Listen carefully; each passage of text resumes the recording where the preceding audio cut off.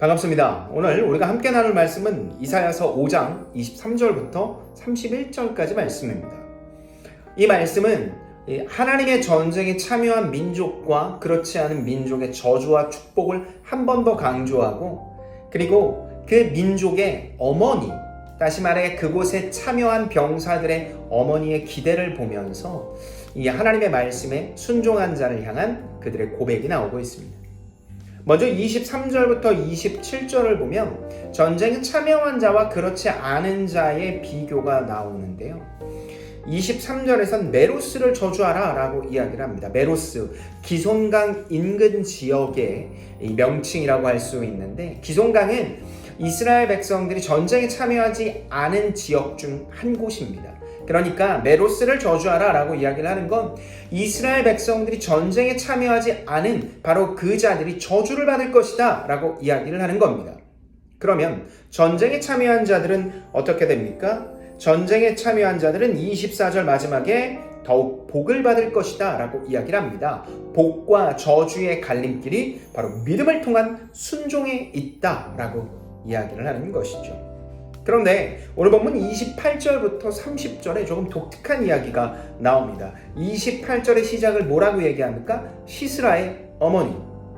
시스라의 어머니라고 이야기를 하는 건 이 시스라, 그 이스라엘 백성들의 참여하고 그리고 동시에 참여하지 않은 공통된 어떤 이스라엘 민족의 대표적인 용어죠.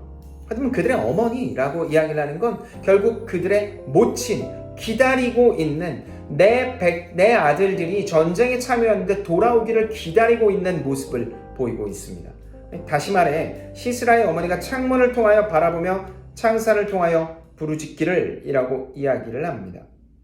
그들의 자녀들이 돌아오기를 기다리는 어머니의 마음, 그것을 30절에는 이 채세곳, 그리고 채세곳과 함께 노력하는 자의 목을 꾸미는 것, 다시 말해 이 승리자의 모습을 기대하거나 혹은 죽음의 모습을 기대하거나 두 갈래 길의 모습을 보이고 있습니다.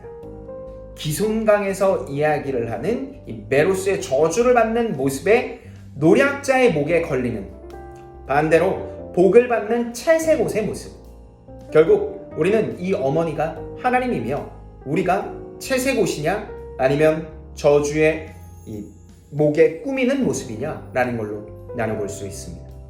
그렇다면 우리는 오늘 하루 어떤 모습을 기대하고 있습니까? 메로스의 저주입니까? 그리고 복을 받는 모습입니까?